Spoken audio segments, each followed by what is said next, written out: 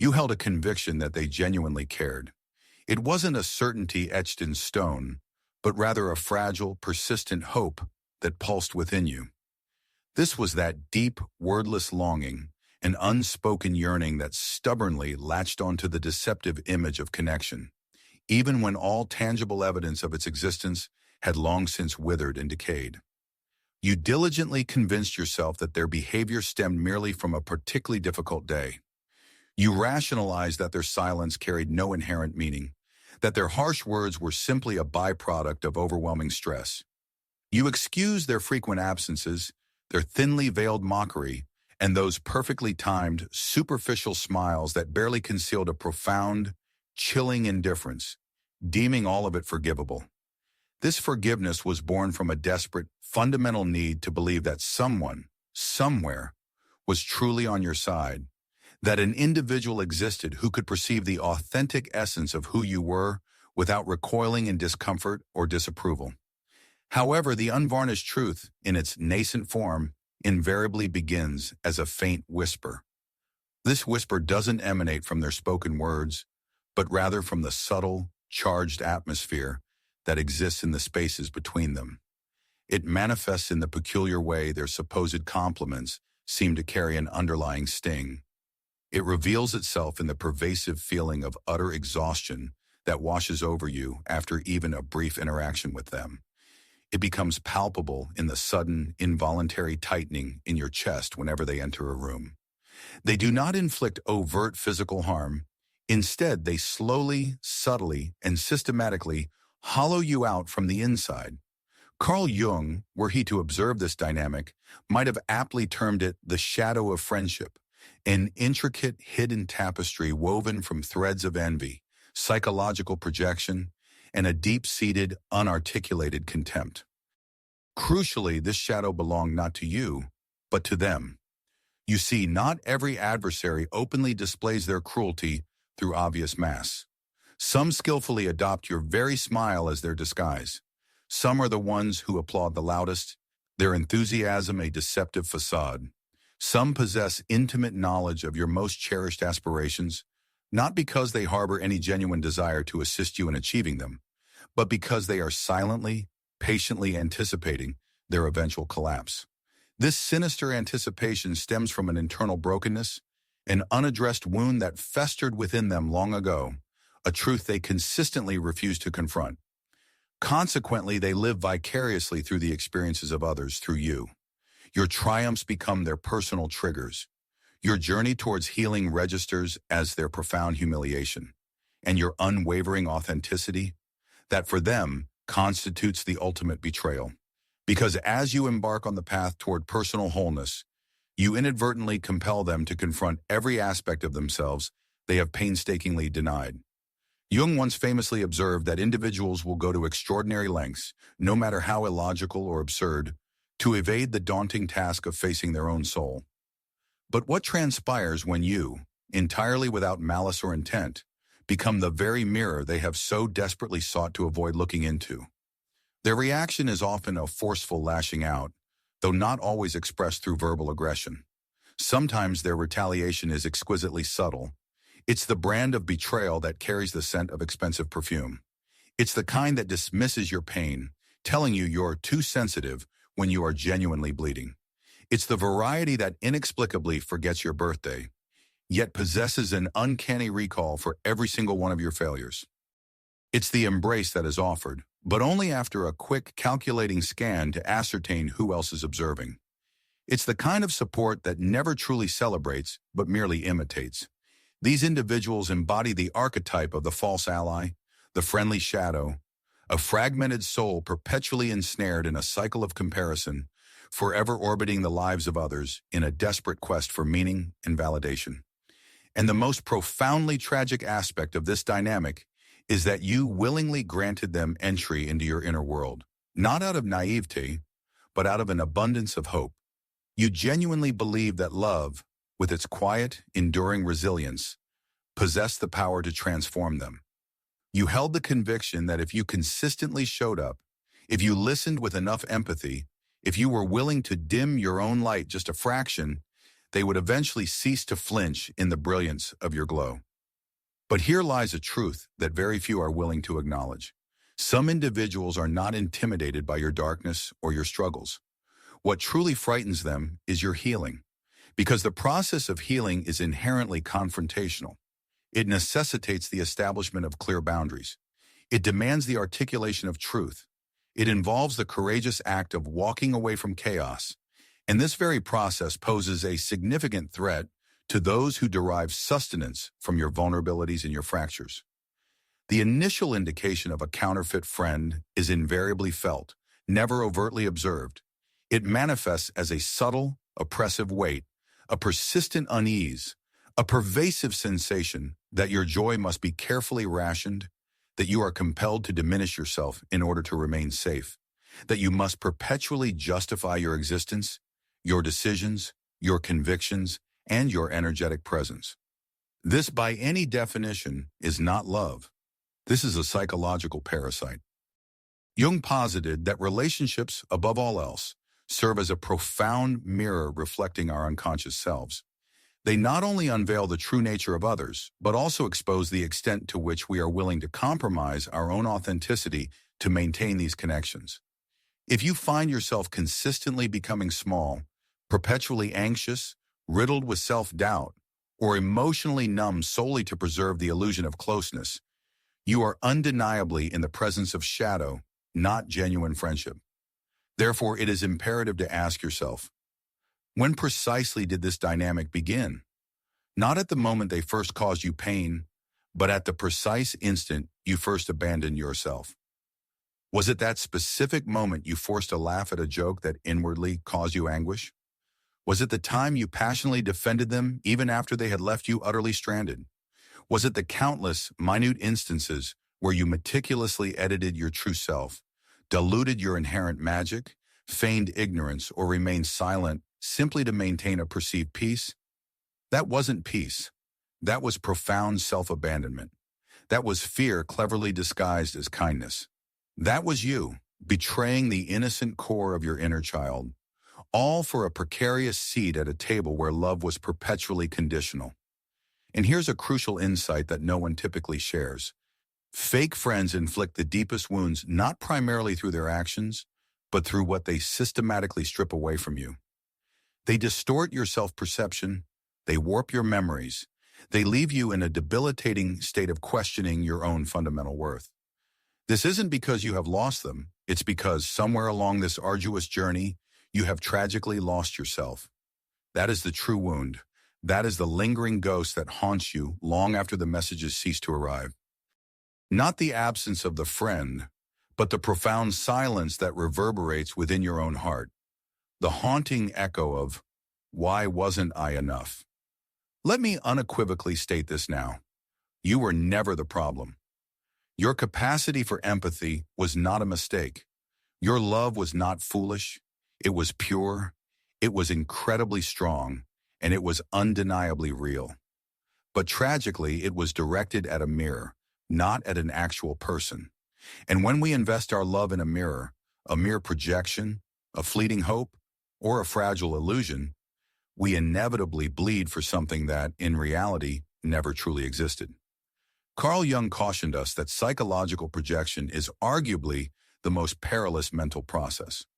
Because once we assign specific meanings to an individual believing they are loyal, kind, and incapable of ever hurting us, we willfully blind ourselves to their true nature. We cease to perceive them as they genuinely are. Instead, we see only our own unmet needs reflected back. And in doing so, we unwittingly hand them the very script that defines our value. We empower them to narrate our worth. This is precisely how the fake friend flourishes. Not through overt domination, but through subtle, insidious distortion. They meticulously mold themselves to fit your wounds. They transform into precisely what you crave. And then, at the very moment you require them most, they vanish. They disappear because that was their inherent intention all along. They were never truly there for you. They were merely there to be nourished by your unwavering attention, your profound vulnerability, and your radiant light. And that is why the pain cuts so deeply, because in your innermost being, You always knew. Your intuition whispered the truth, but your desperate hope silenced its warnings. You gaslit your own soul, all in the misguided name of being a good friend. So what happens now? Now you reclaim your narrative. Now you cease explaining your inherent worth to others. Now you stop imploring the wrong individuals to truly see the authentic you, because your precious piece is far too valuable to be leased out to counterfeit connections. You have absorbed enough lessons, you have endured enough pain, and now it is finally time to become enough for yourself, by yourself. If you've ever found yourself walking away from an interaction with someone, only to discover that an invisible chain still binds you to them, holding you captive emotionally or psychologically, then you understand this profound, lingering sensation. If you've ever shed tears over a smile that, despite its outward appearance, failed to convey genuine warmth or joy in their eyes, indicating a deeper lack of sincerity or connection, you recognize the ache of that disconnect. If you've ever clung desperately to an individual, not out of true affection or happiness, but because the harrowing prospect of being utterly alone felt far more unbearable and terrifying than the acute pain of feeling completely overlooked and unheard in their presence, then this message is profoundly relevant to your experience. This precise moment is designated for you. Its purpose is not to ignite feelings of hatred or to assign blame to others, but rather to serve as a catalyst for a profound awakening within yourself. It is a call to decisively walk away from such relationships. This departure should not be fueled by bitter resentment or a desire for retribution, but by an incandescent clarity that allows you to finally articulate, "I see exactly what you are, and I understand the dynamics at play." However, this clarity empowers you to assert, "But above all else, I choose myself. My well-being and authenticity are paramount." Because genuine companions, your true friends, possess an entirely different nature. They do not deplete your energy reserves, leaving you feeling drained and exhausted. They do not engage in subtle or overt competition with you, seeking to diminish your achievements or outshine your successes. They certainly do not silently revel in your suffering or find satisfaction in your misfortunes. Instead, truly supportive friends provide a steadfast embrace, offering comfort and security. They bear witness to your existence, acknowledging your struggles and triumphs with empathy and understanding. They engage in acts that nourish your spirit, fostering your growth and vitality. And crucially, they would never, under any circumstances, demand that you diminish your inherent brilliance or suppress your true self merely to accommodate their own emotional scarcity or lack of personal fulfillment, their drought. And if this particular message resonates deeply within you, if some aspect of these words has ignited a flicker of recognition or illuminated a memory within your consciousness, I urge you to pause, take a deliberate breath, and absorb this truth. You are not isolated in this experience. You are not alone in feeling this way. In fact, you never have been. I encourage you to share in the comments section below which specific part of this articulation resonated most profoundly with your personal journey.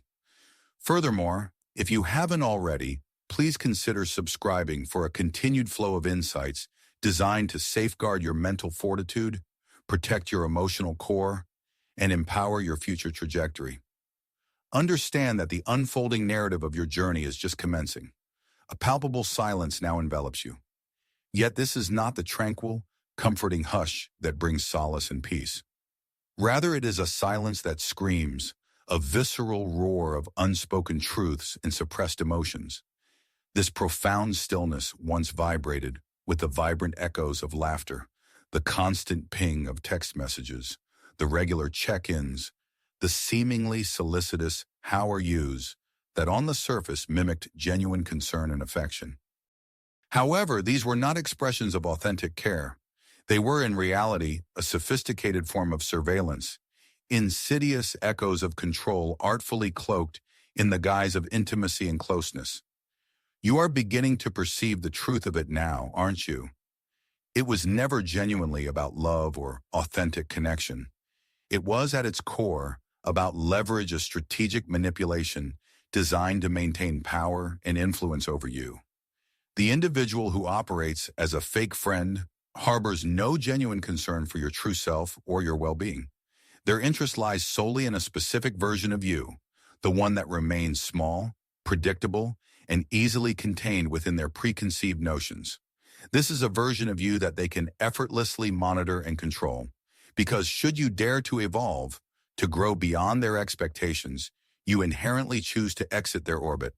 And for them, your personal evolution is perceived as an act of profound betrayal, a treasonous affront. This perception isn't rooted in any harm you have inflicted upon them. Instead, it is because your progression serves as an unwelcome mirror, starkly reflecting their own inertia and unwillingness to advance. This phenomenon is the insidious sickness of stagnation, cunningly disguised and presented as unwavering loyalty. This is the archetype of the friend who publicly applauds your successes with effusive praise, yet secretly derides and mocks them in private. This is the individual who divulges your most intimate secrets, not with malicious intent to wound you directly, but rather to experience a fleeting surge of power and importance themselves. This is the person who perpetually needs to be one step ahead in every facet of life, in their personal healing journey, in their romantic relationships, in their acquisition of attention. Otherwise, they either inexplicably vanish or undergo a dramatic shift in demeanor. Because when you, yourself, begin to grow and expand, it inherently exposes their own steadfast refusal to do the same. And few things provoke a fragmented ego more intensely than witnessing someone else embark on a journey towards holistic self-integration and becoming truly whole. Carl Jung, the eminent psychiatrist, famously stated, "The most terrifying thing is to accept oneself completely. Yet what proves even more terrifying to certain individuals is to observe someone else achieve this profound self-acceptance first. Consequently, they begin to subtly twist and manipulate, much like a shadow curling insidiously around your ankles, almost imperceptibly at first. You don't even register these shifts immediately. They cease inquiring about your authentic emotional state. Their jokes acquire a sharper, more cutting edge, designed to wound rather than amuse. They begin to speak about you to others rather than engaging in direct communication with you. Or, even more disturbingly, they start to mimic you. Yes, they appropriate your distinct phraseology, your unique narratives, your insightful observations. They begin to sound like you, to dress in a manner similar to yours, to adopt your core values, but only so they can systematically dilute and diminish them. They copy your inherent light, not to celebrate it, but to prove their own capacity to hold it, only to extinguish it later and dismiss its significance entirely. This is a form of psychic mimicry, a profound hijacking of your very identity, a subtle yet insidious spiritual theft. Because in their eyes, you are not a cherished friend. You are merely a symbol, a blueprint, a source of material or validation. And they will continue to siphon your energy and essence until you are utterly hollowed out. The most distressing aspect of this dynamic is that they consistently execute these actions with a deceptive smile plastered on their face. They feign admiration for you, yet you instinctively sense it, that chilling vacuum behind their eyes, that hollow, forced laughter, that particular way they deliberately bring up your deepest aspirations, only when you are at your most vulnerable emotional state. This is not genuine support, it is a form of psychological possession. Because fake friends do not desire your ascent or your success. Their true aim is for you to remain in orbit around them, around their fluctuating moods, around their self-imposed limitations.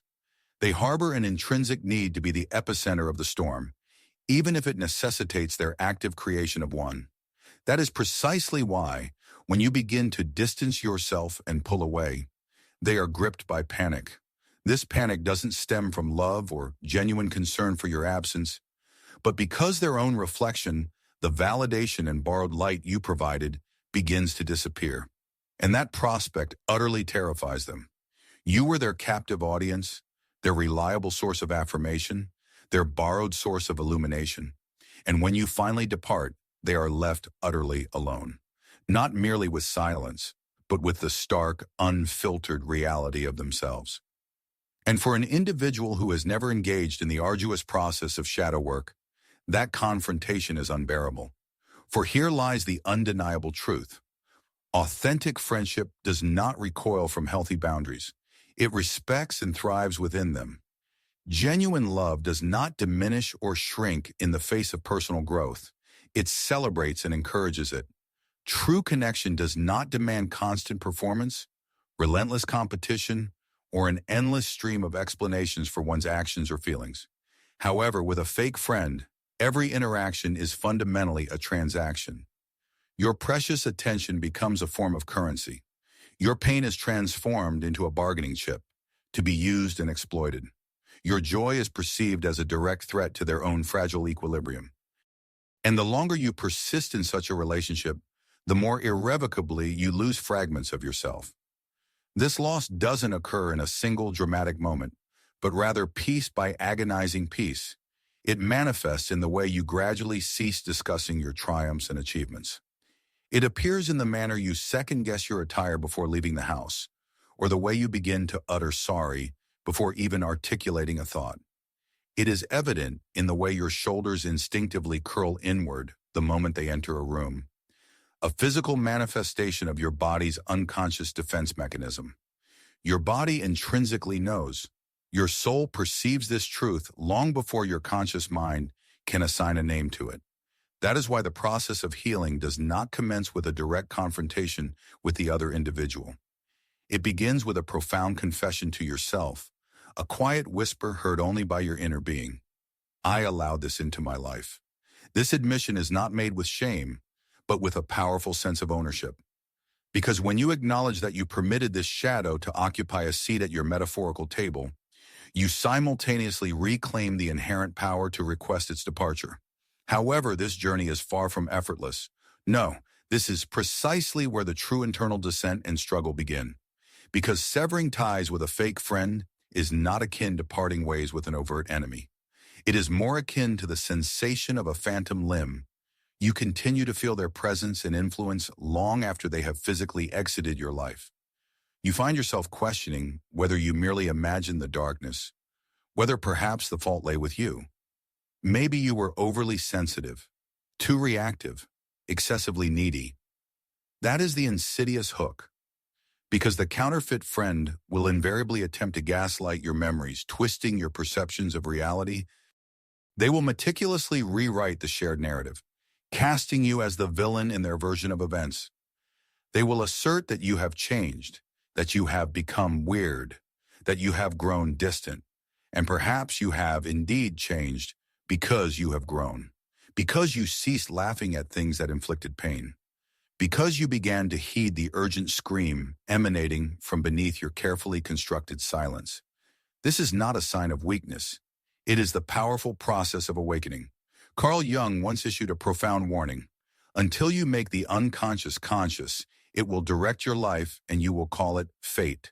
And this recurring pattern of attracting individuals who skillfully mimic genuine care while simultaneously weaponizing your vulnerable heart is not an unalterable destiny or fate. It is, in truth, a wound, a psychic scar deeply stitched into the fabric of your childhood experiences. Perhaps someone intimately close to you during your formative years inadvertently made love feel inherently unsafe, conditional, or performative. Consequently, now, every friend who demands a similar performance from you feels strangely like home, feels intimately familiar. But this is not love. It is merely a painful reenactment of past wounds. You find yourself reenacting the same narrative, only with different individuals, perpetually holding on to the hope that the outcome might one day diverge. It absolutely will not. Not until you yourself initiate that transformation. Not until you unequivocally declare, I am entitled to serenity, a serenity that doesn't inflict penalties, a love that transcends rivalry, a companionship that doesn't shatter my essence. The undeniable reality is that the disingenuous acquaintance is incapable of metamorphosis. Not until they confront their own reflection. Not until they grapple with the latent darkness you inadvertently brought to light within them. And that unequivocally is not your designated responsibility. Your obligation is not to rectify those who subtly inflicted harm upon you. Your task is to recall the person you were before you commence diminishing your inherent brilliance to mollify the shadows of others. You were complete. You possessed an intrinsic enchantment. You were an inferno before they indoctrinated you into fearing your own intrinsic warmth, and you undeniably remain so. Retribution is not a necessity for you. You require no corroboration. You don't need universal acceptance of your version of events. Your sole requirement is self-belief. Your solitary imperative is to depart, not with the intention of causing them distress, but to honor the version of yourself that has finally attained unclouded perception. That is the potency they never anticipated you would lay claim to. Clarity, because clarity proves utterly devastating to the insincere friend. Clarity signifies the cessation of further explanations. No more offering apologies for your tranquility. No more tempering your perspicacity. No more compromising yourself for an affection that offers no reciprocal flexibility. And indeed, it will undoubtedly cause anguish, for hope is arguably the most formidable emotion to enter. However, you are not interring a friendship.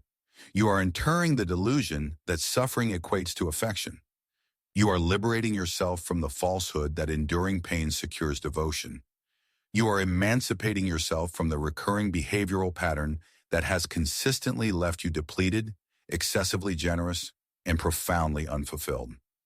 And as you progressively release your grip, you will encounter something truly remarkable, a tranquility that offers solace, laughter that comes without any personal cost, an affection that leaves no residual emotional contusions.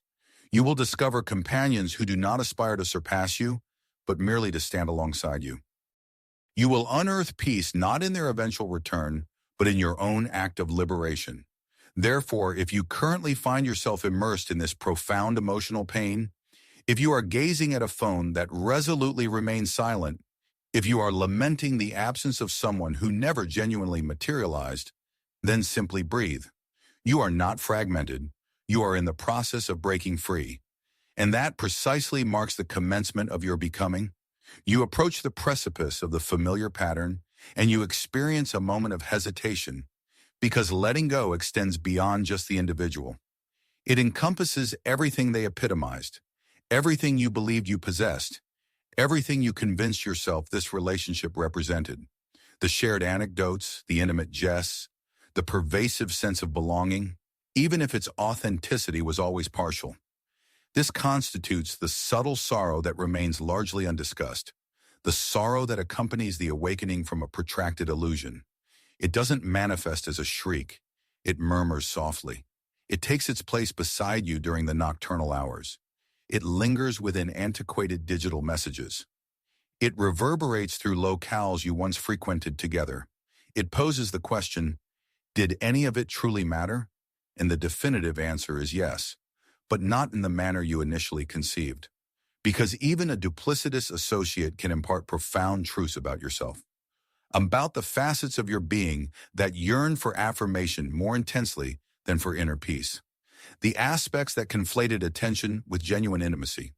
The parts that passively endured subtle forms of harm, not due to an inherent weakness on your part, but because you harbored the fervent hope that someone would finally remain.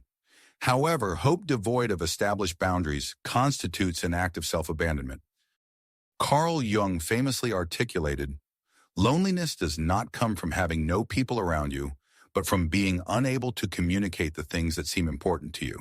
And this precisely describes the gnawing loneliness that afflicted you even in their physical proximity.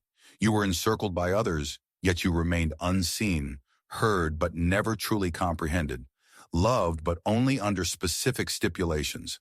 That was not genuine connection. That was a form of emotional banishment. And now you possess this knowledge. You understand the sensation of being gradually depleted by an individual who never harbored the intention of replenishing you. Someone who meticulously scrutinized your vulnerabilities like architectural schematics, not with the aim of healing you, but to pinpoint the precise points of pressure. But now you cease distributing those blueprints. Now you no longer feel compelled to elucidate your pain to individuals steadfastly committed to misinterpreting it. Now you no longer proffer your loyalty to those who only appear for the theatrical performance, not for the authentic person. This represents the pivotal turning point. This is the juncture in your personal narrative where the wound transmutes into a transformative threshold. You cast your gaze backward, not with acrimony, but with an enlightened awareness. You discern the indicators. You recall the specific instances. But now you grasp the underlying pattern. And in achieving this comprehension, you are no longer held captive by its influence. You cease functioning as a reflective surface for the insecurities of others. You cease being the emotional pack animal, the custodian of secrets, the silent dispenser of forgiveness. You stop clinging to the hope for apologies that will never materialize, for closure that perpetually eludes you, and for empathy that was never genuine. You undergo a profound return to your authentic self. Not the version of you they merely tolerated, but the version you deliberately suppressed. The version that did not recoil at their silence. The version that laughed unreservedly, loved profoundly, expressed itself without inhibition. The version that offered no apologies for its very existence. She remains present. He remains present, patiently awaiting. Not to be discovered, but to be remembered. And as you embark on this process of remembrance, a fundamental alteration commences. Your vocal resonance deepens. Your gait acquires a newfound steadfastness. Your eyes cease their perpetual scanning for potential hazards. You begin to place trust in your ability to say no. You begin to honor your affirmative responses. You begin to experience emotions once more, not filtered through another's perspective, but through your own unadulterated lens. This is not an act of vengeance. This is a profound resurrection, because the cessation of a relationship with a disingenuous acquaintance does not signify the conclusion of your personal narrative. It marks the genesis of your authentic self. You begin to navigate the world differently. You begin to attract individuals who offer love without maintaining a tally, who listen intently without formulating their own retort, who do not flinch at your inherent strength, but actively safeguard it, who do not implore you to diminish yourself, but instead invite you to expand. And here lies the clandestine truth they consistently endeavored to conceal from you. When you fully embrace your true self, insincere companions spontaneously recede because your newly established boundaries will inevitably offend them. Your personal growth will expose their true nature. Your newfound serenity will unnerve them. And your joy, your unadulterated, unapologetic joy, will effectively repel every parasitic entity that only lingered to prey upon your perceived deficiencies. This is the inherent natural selection of energetic resonance. The more genuinely authentic you become, the more your life organically reconfigures itself to mirror that profound truth. And yes, there will be moments of solitude, but that solitude is not a punitive curse. It is a protective chrysalis, the transitional space between who you once were and who you are progressively becoming. The enveloping silence that meticulously reconstructs your intuitive faculties. The tranquility that reveals genuine individuals, beginning with yourself. Jung famously stated, "The ultimate privilege of existence is to fully realize one's authentic self." However, to claim this profound privilege, it is imperative to shed all that is inauthentic. This includes superficial attachments, fragile alliances, and individuals whose affection is conditional, who vanish when you are whole and thriving. It is essential to release these influences. This act is not born of animosity, but rather from having transcended the necessity for pretense. It is because you are no longer willing to diminish yourself simply to retain the company of those who were never meant to remain in your life. This marks a significant transformation. You cease to actively pursue connections. Instead, you cultivate a harmonious resonance. You no longer plead for recognition. You intentionally remove yourself from situations that obscure your true self. You no longer feel the need to articulate your inherent worth. You embody it completely, and from this foundational state, every aspect of your life undergoes a profound alteration. You begin to experience what authentic security truly feels like. This is not convenience, nor is it counterfeit forgiveness, nor is it spiritual bypassing. It is true safety, companionship devoid of performance, affection unburdened by possessiveness, and happiness unmarred by guilt. You begin to feel a sense of belonging, not within another person, but firmly rooted within your own physical being, your own cognitive landscape, and your own established boundaries. And then, one day, effortlessly, you will perceive the stark contrast. You will hear someone speak, and your physical form will remain composed and at ease. You will observe how a sense of inner peace no longer feels unfamiliar or alien. You will enter a space and no longer instinctively scan for potential threats. There will be only a profound sense of presence. And this precisely is the definitive indicator of healing. It is not about attaining perfection, but about achieving presence. It is not about absolute silence, but about unwavering safety. It is not about exerting control, but about fostering genuine connection. And within that pivotal moment, you will comprehend that you were never excessive. You were simply situated in an environment that was ill-suited for you. You were never overly sensitive. You were merely surrounded by a pervasive lack of empathy. You were never fundamentally broken. You were simply contorting yourself to ensure your survival. But now, in this present moment, you recollect. You remember that your voice possesses inherent validity, even when it trembles. You remember that your joy is sacred, even when no one applauds its expression. You remember that your boundaries are inviolable, even when they cause discomfort to others. You remember that your capacity for love is potent, even when it is no longer reciprocated. You remember the essence of who you were before external influences compelled you to forget, and that, in its purest form, is liberation.